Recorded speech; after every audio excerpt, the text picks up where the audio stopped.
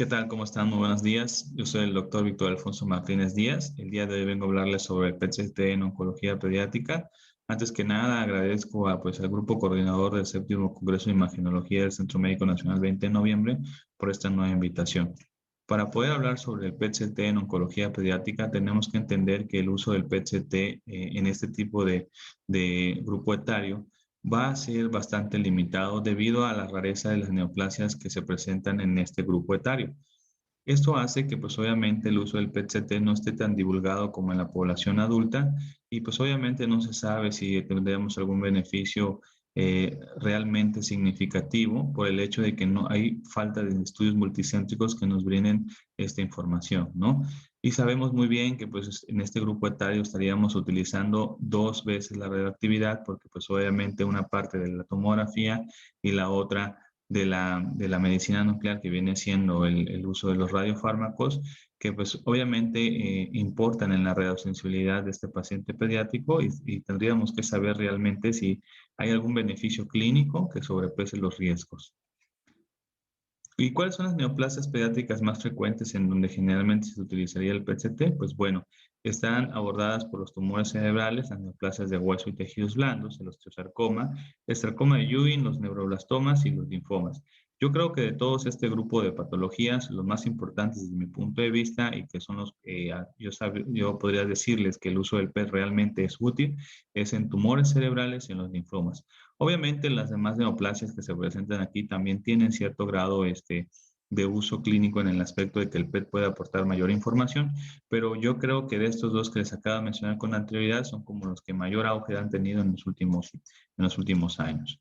Para empezar a hablar un poco de los tumores cerebrales, pues sabemos que la prevalencia va de 9.5 casos por cada 10.000, la tasa de incidencia de 29.1 casos por cada millón de pacientes pediátricos y el uso del 18-fluorodesoxiglucosa en estas neoplasias es bastante limitado debido a que pues obviamente sabemos que el FDG concentra de manera normal a nivel del parénquima cerebral y esta captación fisiológica normal podría estar enmascarando la verdadera patología, dando unos probables falsos negativos, por lo que se ha optado en la utilización de nuevos radiofármacos que le aportan mayor especificidad y sensibilidad y que son de útil herramienta para la diferenciación entre si estamos ante una respuesta adecuada o bien ante una recurrencia, como viene siendo la fluorotiltirosina, la metionina y el fluordopa.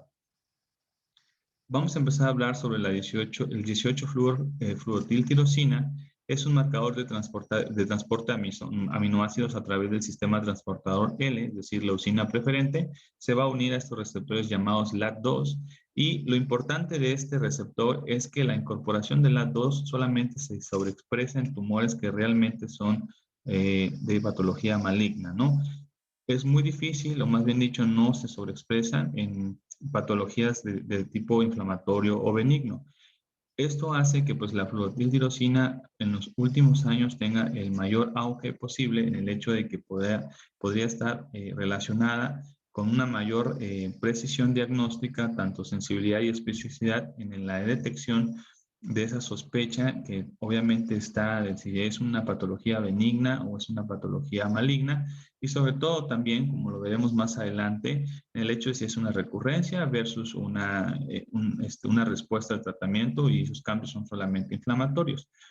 Algo importante de la fluorotiltirosina en comparación a los demás es que también tiene una cinética más rápida en comparación a la metionina y esto hace que pues obviamente tenga una mayor precisión como les venía mencionando y que nos permita identificar pues obviamente tumores de bajo grado tanto por la cuestión de que se va a unir a receptores específicos como a la cinética misma del radiotrazador. Todo esto, pues obviamente nos va a dar la ventaja de poder seleccionar adecuadamente a nuestros pacientes para aquellos que no deberían de preocuparnos o que, vaya, no van a recibir algún tratamiento extra que pues obviamente aumentaría los costos en tanto en la detección, en la evaluación de la respuesta o en el seguimiento del mismo.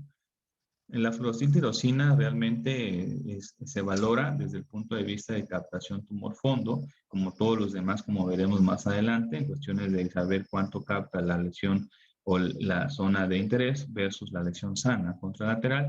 Y aquí se hace un promedio en el cual pues obviamente tendríamos como base el 2.1, como podemos ver en esta diapositiva, que nos estaría indicando y que muy probablemente estaríamos ante un tumor real, ya sea de bajo grado o de alto grado, porque también aquí digamos que la cantidad de captación que se tenga va a dilucidar si realmente es uno de bajo grado versus uno de alto grado, como lo veremos en la diapositiva siguiente, y que también la curva del tiempo de actividad en el que se está presentando ese tumor nos permita dilucidar si estamos ante un tumor muy probablemente de bajo grado versus de alto grado en cuestiones de la captación inicial entre los primeros 5 a 10 minutos versus a la captación de los 30 a 35 minutos. Aquí generalmente se estarían haciendo pues obviamente dos tipos de imágenes, una temprana y otra tardía, de manera cinética para saber si realmente este promedio va por abajo del punto 9, que estaría hablando muy probablemente de un tumor de bajo grado,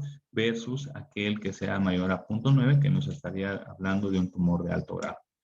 Y esto es lo que les venía a explicar. Si dividimos a los tumores cerebrales, pues como por la clasificación de la OMS en grado 1, grado 2, grado 3 y grado 4, podemos observar que pues obviamente esas captaciones están por arriba del 2.1 y todo se va a ser dependiendo del tipo de grado en el cual esté presente, ¿no? En tumores que son de alto grado, como bien un glioblastoma multiforme, estaríamos hablando de captaciones más intensas en comparación a un grado 1. Esa es una imagen que ejemplifica pues este tipo de uso de este radiofármaco. Estamos ante una lesión, pues obviamente en el lóbulo frontal izquierdo, como se ve en las imágenes de arriba en la resonancia magnética. Es un glioblastoma. Vemos que pues obviamente hay realce importante esta es la imagen inicial previa a recibir el tratamiento. La segunda es ya después de haber recibido el tratamiento con quimiorradiación con tamsulosina, tamsulamida, perdón. Y pues estamos viendo que aquí la captación entre la imagen inicial a la después del tratamiento todavía hay cierto reforzamiento del medio de contraste que pues obviamente estaría metiendo ruido en el hecho de que muy probablemente hay tumor residual. Y aquí es donde entra la utilidad de la fluorotirosina, ¿no? Vean cómo en la parte de abajo, pues obviamente este tumor no presenta gran captación, es decir, la relación tumor blanco, tejido normal, fondo del tumor, pues obviamente es casi nula y prácticamente estaríamos hablando de que pues hubo una respuesta adecuada y esto se corroboraría, pues obviamente esta es la imagen de 22 meses después de haber recibido el tratamiento, en el cual los hallazgos iniciales se hacen certeros, ya desaparece la lesión que al principio aparecía después de haber recibido la quimiorradiación, que pues certifican que el uso de la fluorotiltirosina es adecuada en pacientes que tengan esa sospecha, ¿no? Esto pues obviamente ya es bien estudiado. Este es un artículo del 2015 que se fue publicado en el Neuro-Oncology, en el cual se investigaron 124 pacientes con diferentes tipos de grados, desde el 1 hasta el 4, y que pues obviamente tratan de certificar cuál era la utilidad clínica que podría llegar a tener la fluorotiltirosina en la recurrencia de tumores cerebrales. Y como podemos ver, la comparativa que se obtuvo en este estudio, pues es que la fluorotiltirosina en comparación a la resonancia magnética es sobre todo mucho mayor en la especificidad. Obviamente esto va a variar también de lo que realmente estemos buscando. Como les vengo a decir, la realidad es que los radiotrazadores y el uso del PET en neoplasias oncológicas de tumores cerebrales, la mayor importancia lo tiene el hecho de que a veces, después de haber recibido el tratamiento, hay cambios que todavía pueden ser sospechosos de muy probablemente un tumor residual o versus una recurrencia, que prácticamente es ahí donde puede utilizarse nuestros radiotrazadores, como veremos en los que vienen acompañados como la metionina y la dopa, que vienen siendo casi lo mismo. Este es un ejemplo que pues prácticamente, como les mencionaba al inicio, el FDG en tumores cerebrales es de uso limitado. Estamos viendo un astrocitoma grado 2, en el cual pues obviamente la captación del fluoro de desoxirribosa es casi nula, es decir, estaríamos hablando de que muy probablemente esa lesión estaríamos diciendo que no es secundaria a un tumor o un proceso neoplásico, pero no es así. Simplemente ustedes saben que el FDG en cuestiones de tumores de bajo grado no tiene esa importancia como la tiene en tumores de alto grado, y eso es lo que nos demuestra la fluorotiltirosina, ¿no? esa captación tan intensa, ese blanco fondo tan intenso que nos está demostrando y que muy probablemente esta lesión sí es tumoral y obviamente era un astrocitoma grado 2. La metionina es un aminoácido esencial conjugado con carbono 11 con una vida media de 20 minutos. Esto hace que su uso sea limitado por el hecho de que tendremos que tener un ciclotrón muy cerca o por lo menos aumentar la cantidad de radiofármaco para que llegue a una determinada hora, que pues obviamente hace y se complica en cierta manera su uso.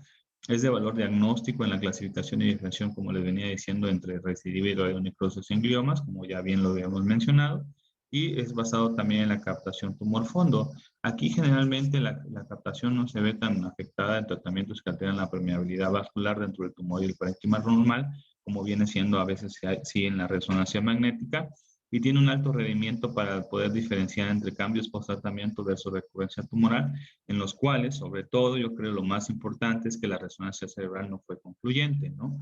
Este es un ejemplo, pues obviamente estamos también viendo una masa frontal del lado derecho, que tiene un realce intenso y vean cómo en comparativa al FDG es todo heterogéneo y muy certero en lo que es la metionina.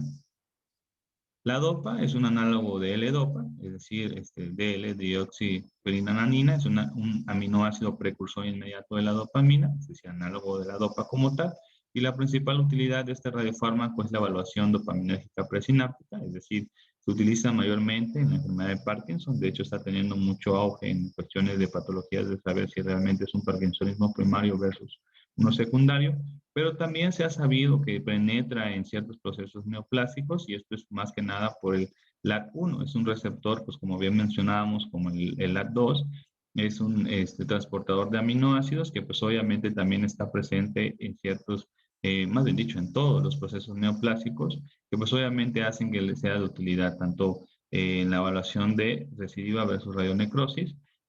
Aquí también se evalúa lo que es captación tumor fondo contralateral, como en todos los radiofármacos que estamos viendo, y es demostrada, demostrada utilidad, como bien les mencionaba, en tumores recidivantes, ¿no?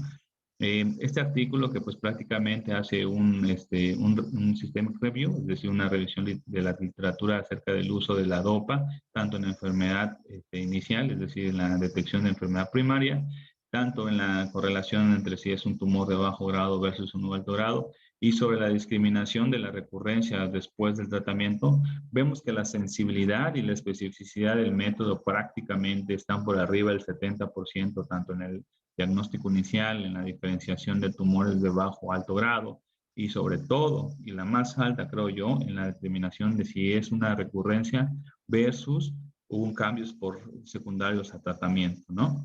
Realmente estos tres radiotrazadores tienen mucha importancia. Aquí vemos otro ejemplo. Aquí estamos viendo un glioma de alto grado que tiene reforzamiento al medio de contraste, pero vean cómo también tiene una adecuada captación del L-DOPA a nivel de lo que viene siendo la actividad neoplástica como tal. Este es un paciente de 4 años con un tumor embrionario neuroendocrino en tronco y podemos ver desde la imagen A hasta la D como pues prácticamente en las imágenes iniciales era previo al tratamiento, también realizado con F-DOPA va disminuyendo esa captación secundaria al tratamiento que se le estaba proporcionando. Es por ello que pues estos radiotrazadores nos pueden dilucidar adecuadamente si hay una adecuada respuesta, si se está ante un proceso de radionecrosis o si estamos ante una recidiva temprana. Ya entrando en las neoplasias malignas de hueso y tejidos blandos, pues también es un grupo de neoplasias muy raras en niños. Pues los dos más comunes en estas patologías vienen siendo el sarcoma de Ewing y el osteosarcoma. Los dos picos de incidencia vienen siendo en cuestiones del osteosarcoma en niños y adolescentes y en mayores de 60 años. Generalmente es un tumor óseo primado más común en niños. Y aquí sí, el 18-fluor-desoxiglucosa es el fármaco más utilizado, tanto en la evaluación de tratamiento como en la evaluación de la recidiva local y distante, que prácticamente es donde mayor aporte tiene. El PET-CT en el osteosarcoma, pues sabemos que el caballito de batallas en este caso sí va a ser el 18-fluor-desoxiglucosa, porque va a ser el más utilizado tanto para la evaluación de la respuesta al tratamiento como la evaluación de la recidiva local y si sobre todo si hay enfermedad a distancia, ¿no? Que yo creo que es como el punto más importante, porque pues obviamente cuando tengamos sospecha de que muy probablemente es un paciente que lo más probable es que tenga enfermedad a distancia, la utilidad del PET aquí viene siendo muy importante porque estaríamos ante un cambio en el tratamiento inicial. Algo que también se sabe es que el grado de captación inicial del flujo de desoxirribosa se correlaciona con la curva de supervivencia general y libre de eventos prolongados. Es decir, que entre mayor captación de FDG inicial temprana tengamos en la estadificación inicial con este radiotrazador, estaremos ante un probable paciente que sí estará respondiendo al tratamiento versus uno que muy probablemente no estará respondiendo o que tendrá una recurrencia temprana en comparación a uno que tenga menor captación, ¿no? Tanto así que el SUV máximo mayor antes de la terapia, es decir, si tenemos un SUV por arriba de 15 antes de la terapia o por arriba de 5 posterior a la quimioterapia, se va a asociar siempre a una peor supervivencia libre de progresión. Esto ya está bien estudiado, se sabe que así es y generalmente pues nos estaría pronosticando el hecho de nuestro pacientito, qué tan buen pronóstico tendría a futuro. El sarcoma de Ewing pues es el segundo tumor más frecuente, afecta a huesos y tejidos blandos contiguos. En el 25% pues ya se va a presentar con metástasis, generalmente pulmones, huesos y médula ósea. Y en un tercio de los pacientes va a presentar recaída sin enfermedad metastásica al momento del diagnóstico. Es fundamental para la planificación de la terapia y la detección de sitios distantes la utilización del PET con FDG y nos da una precisión del 91% para la detección de enfermedad a distancia. Como todos bien sabemos, el PET-CT, el fuerte del PET-CT es digamos, la posibilidad de poder tener una adecuada estadificación en pacientes que se sospeche ya de una enfermedad metastásica, ¿no?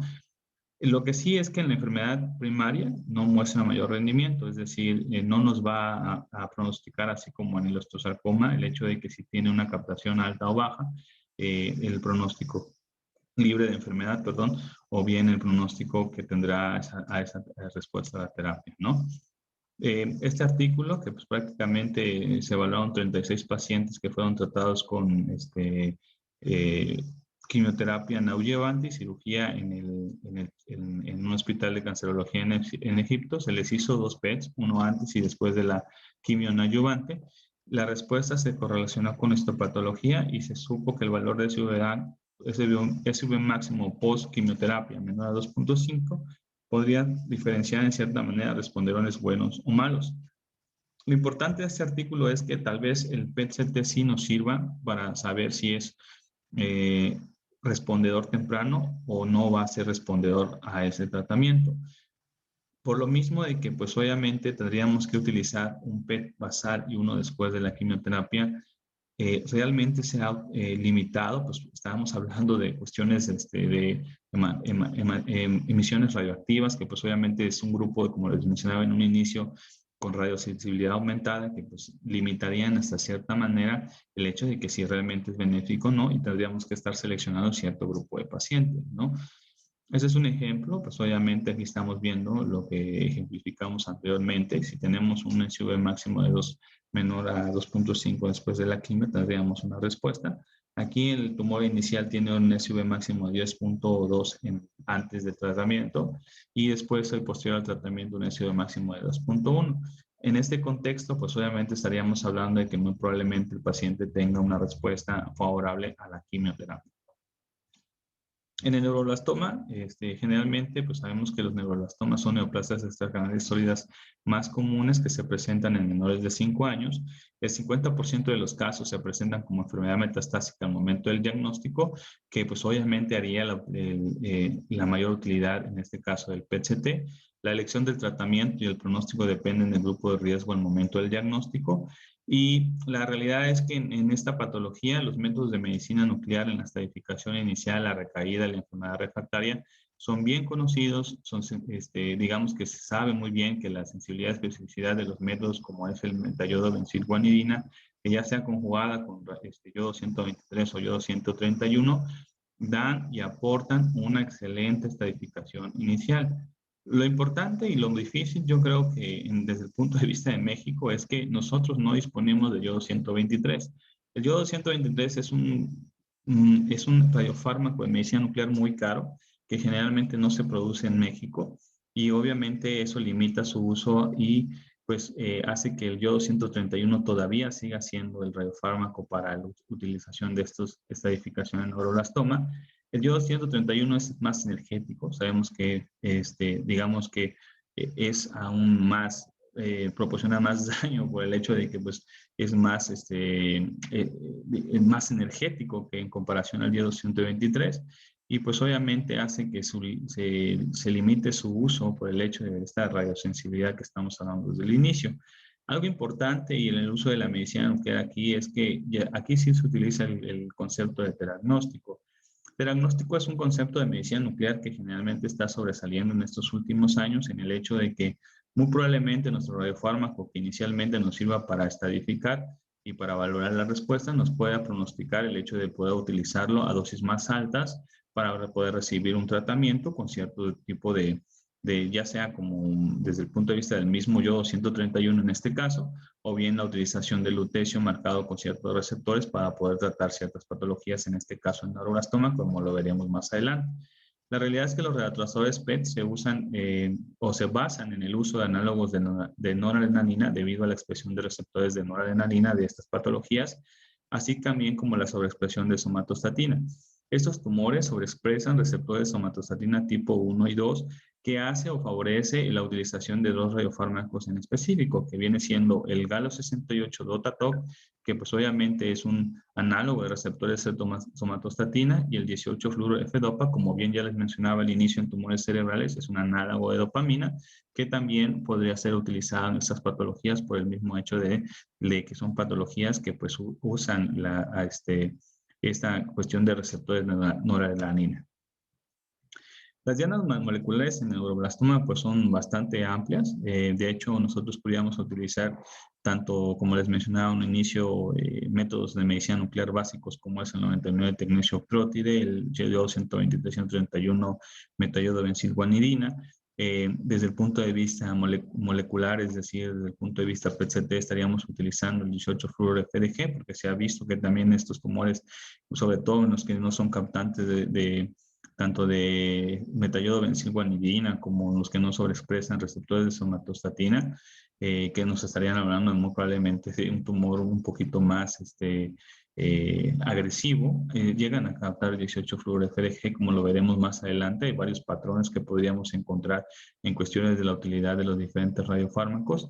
Actualmente, algo bien importante y que quiero que sepan, es que el galio 68 DOTATOC, como se ve en esta diapositiva, es uno de los radiotrazadores que más ha aportado ahorita en cuestiones del neuroblastoma. Ha tenido una especificidad y sensibilidad muy importante que muy probablemente estaría sustituyendo tal vez en algún futuro la utilización del metayodo benzilguanidina.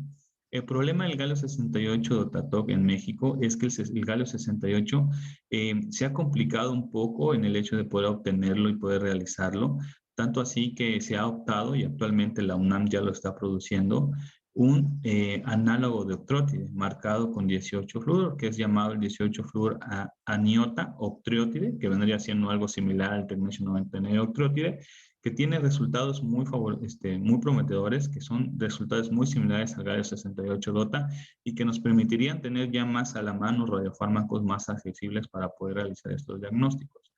El otro, pues, es el 18-fluoro-F-DOPA, que también ha tenido cierta sensibilidad y especificidad en el hecho de que puede ser de utilidad al inicio.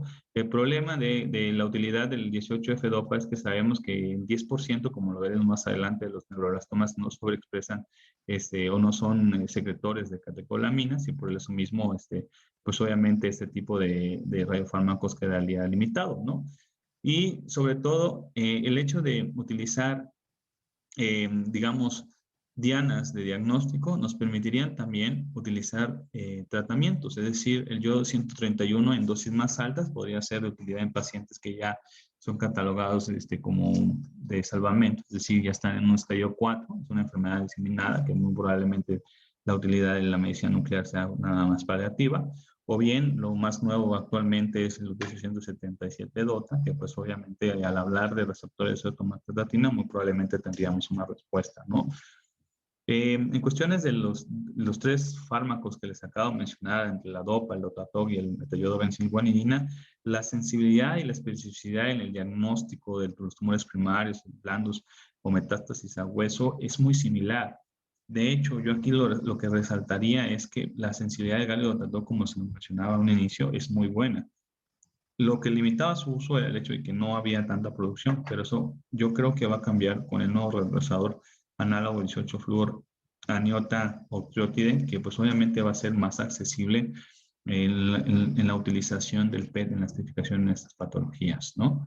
Y este es el contexto que yo les venía a hablar. Vean cómo el metillodobenzoilguanidina a veces puede tener ciertas limitaciones en el aspecto de que la resolución espacial en este tipo de estudios es muy importante. Sabemos que el PET tiene una mayor resolución tanto en el diagnóstico y en la identificación de esas lesiones que se ve corroborado en esta imagen, ¿no? En el lado A tenemos pues un rastreo con metillodobenzoilguanidina yodo 123 y del lado B tenemos un PET-CT elaborado con 68-galio-DOTA, ¿no? Veamos cómo las diferencias son significativas en las cuestiones de que hay sitios de enfermedad, sobre todo en médula ósea, que no son tal vez se podrían llegar a ver en el yodo 123 con unos ojos expertos, pero pues obviamente son más, digamos, de mayor precisión en el PET-CT.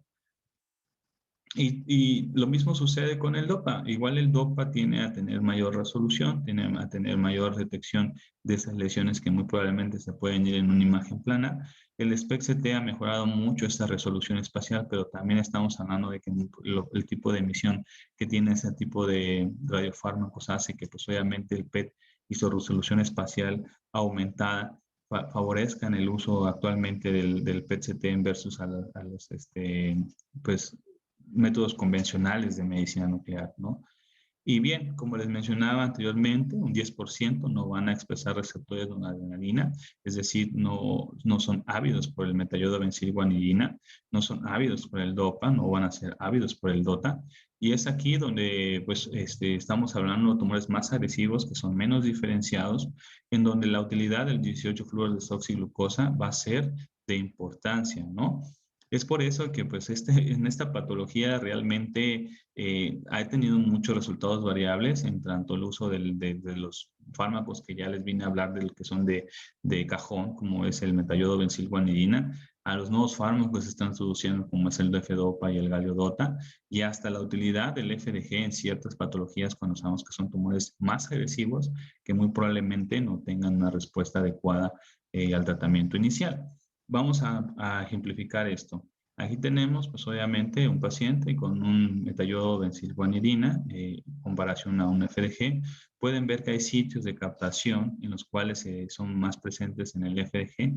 Vean la intensa marcada captación que existen en ciertos grupos óseos de médula ósea, ¿no? De ciertas regiones, en comparación a la imagen del metillodobenzoilguanidina de un estudio de medicina nuclear en las cuales no se ven o se ven escasamente, que hacen que pues obviamente el FDG sea de utilidad en este tipo de patologías.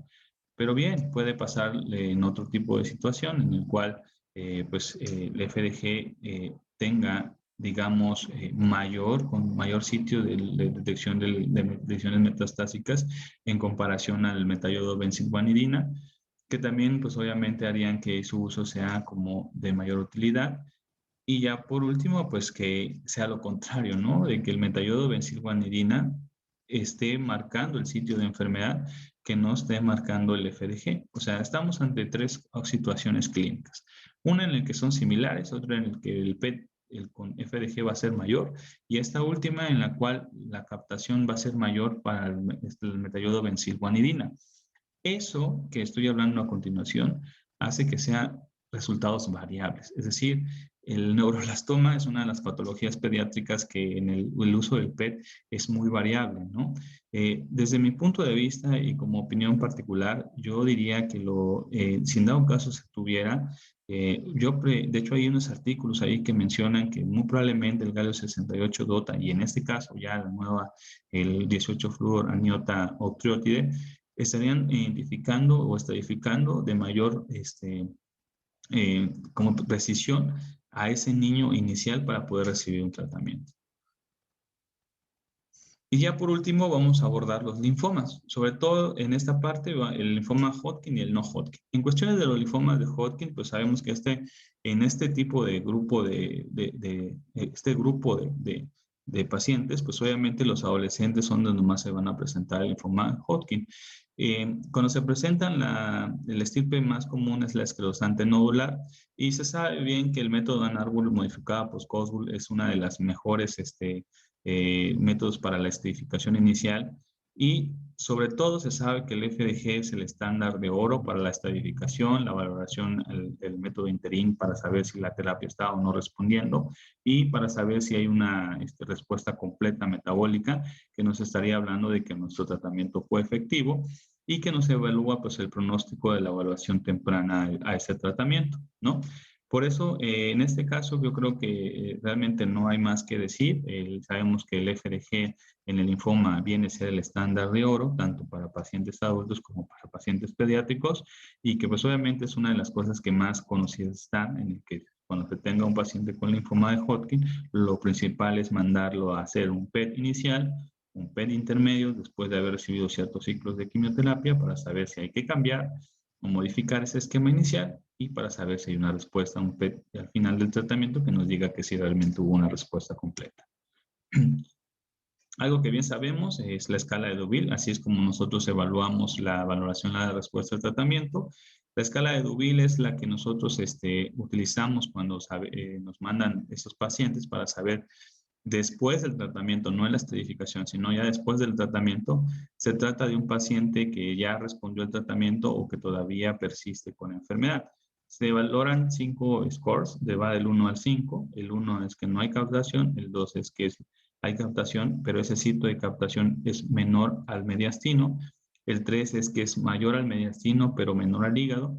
El 4 es que es moderadamente mayor al del hígado y el 5 es marcadamente mayor al del hígado. ¿Cuánto es marcadamente mayor? 2 veces mayor a la captación del hígado, ¿no? O bien que hay nuevas zonas de enfermedad que no estaban presentes en el PET previo.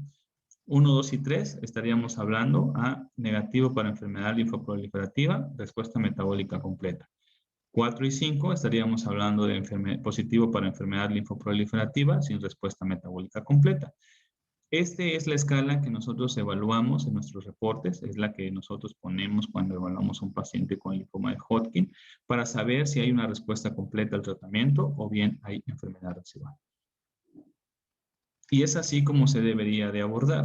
En el diagnóstico inicial se necesita hacer un PET, posteriormente hay que hacer un PET en el interim y posteriormente en el término del tratamiento.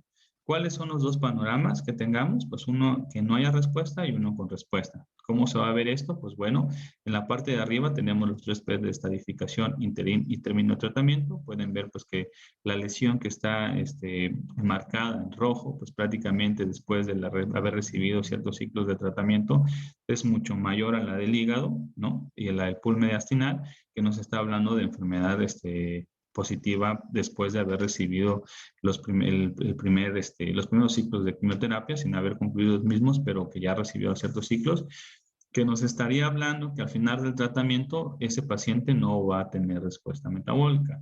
En contraposición abajo, vean, hay más enfermedad en el interín después de haber recibido ciertos ciclos de quimioterapia ya no son tan visibles y que al final del tratamiento, pues obviamente una respuesta completa, ¿no? Eso es como los dos contextos que podríamos llegar a tener.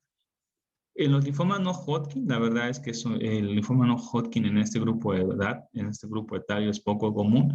Si se existe el linfoma no Hodgkin, pues en realidad sabemos que va a ser muy difícil la erradicación, que va a ser un linfoma bastante agresivo, que va a ser de alto grado, que generalmente hay afectación extragranular. Los más frecuentes de origen en células B, como el de Burkitt, ¿no? Linfoma de células B grandes, linfoma linfoblástico, linfoma anaplástica de células grandes, que son linfomas bastante agresivos que pues obviamente va a ser digamos, de una consideración importante a la hora del tratamiento. Realmente no hay un método de estadificación en este grupo etario en particular. No es como en los adultos, que sí ya sabemos que también el PET puede ser utilizado para la estadificación, valoración y respuesta a tratamiento. Muchos médicos ya lo usan como parte también de tanto linfoma de Hodgkin como no Hodgkin. Hay algunas características de algunos linfomas que tal vez puede llegar a haber una variación en que no son tan absorbentes de glucosa como otros. Pero en este grupo etario en particular, que es el pediátrico, la verdad es que no hay un sistema de estadificación aún. Lo que se tenía es un sistema de estadificación del linfoma no Hodgkin pediátrico internacional, ahí resumido por esas siglas, y no existe un consenso en el uso y la clasificación del FDG en este grupo particular. Pero realmente yo creo que es porque no se ha hecho esos estudios multicéntricos como debería de hacerse, pero es por la rareza del mismo. Como mencionábamos al inicio de la plática, tal vez no sabemos que el FDG sirva como lo es en el grupo etario adulto, porque probablemente estos linfomas son de muy poca presentación, ¿no? Eso es el hecho de que tal vez el FDG no esté bien estudiado, pero bueno, muchos centros utilizan el FDG tanto en este grupo etario como en adultos para la estadificación y la respuesta al tratamiento, con resultados favorables. De hecho, en mi experiencia también he tenido linfomas no Hodgkin de pacientes pediátricos que se han hecho, pues, obviamente su seguimiento en el PET de estadificación, interín y respuesta en la terapia, que han tenido excelentes resultados, ¿no? Y este es un ejemplo en seguimiento de un paciente con linfoma no Hodgkin inicial, ¿no? Vemos la captación tan intensa a nivel de lo que son la región mediastinal, que posterior a la terapia, pues prácticamente ha desaparecido, es prácticamente menor al fondo hepático, que habla de una terapia, una respuesta metabólica completa. Con esto, pues prácticamente estaríamos terminando las consideraciones importantes. Yo creo que esto es lo más importante de toda esta plática, es que debemos de saber si la radiación ionizante de inicio, tanto para el diagnóstico, la estadificación y el seguimiento de estas enfermedades oncológicas en estos pacientes, va a aportar beneficio versus los riesgos que se pueda tener por la contribución de la radiación. Algo que sí es bien importante que quiero que sepamos es que, de hecho, la tomografía es la que contribuye aún más que el radiofármaco en sí a esa radiación. Entonces tenemos que entender que si realmente vamos a utilizar un PET-CT en este grupo etario o en este tipo de pacientes, debemos de saber que a ese estudio le vamos a obtener el máximo beneficio para ese pacientito, que muy probablemente haga el cambio de tratamiento, que muy probablemente haga el cambio de esa sospecha inicial de que si es una enfermedad que muy probablemente es recurrencia, una recurrencia temprana, una recaída, o bien solamente son cambios. Hay que saber en qué momento utilizar el PET-CT, porque estamos ante métodos que pues obviamente están utilizando esta utilización de radiación ionizante. Son pacientes que tienen una esperanza mucho mayor que los adultos y una responsabilidad mucho mayor que los adultos, ¿no? Entonces, creo que esto es lo más importante en la utilización del PET-CT en pacientes pediátricos desde el punto de vista de patologías oncológicas. Le agradezco de antemano al comité organizador nuevamente por su invitación. Termino con esta diapositiva. Pues sabemos que hay decisiones que se toman apenas en un segundo y cambian un futuro entero. Esto va muy aunado a lo que les vengo diciendo de los pacientes pediátricos, ¿no? Mis datos de contacto, estoy para servirles. Cualquier duda, comentario, estoy ahí para poder resolverlos. Si en dado caso tuvieran algún paciente o algún tipo de duda en cuestión del estudio que se les tiene que realizar, pues ahí tienen mi número de localización. De antemano, les agradezco por su tiempo, su atención. Muchas gracias.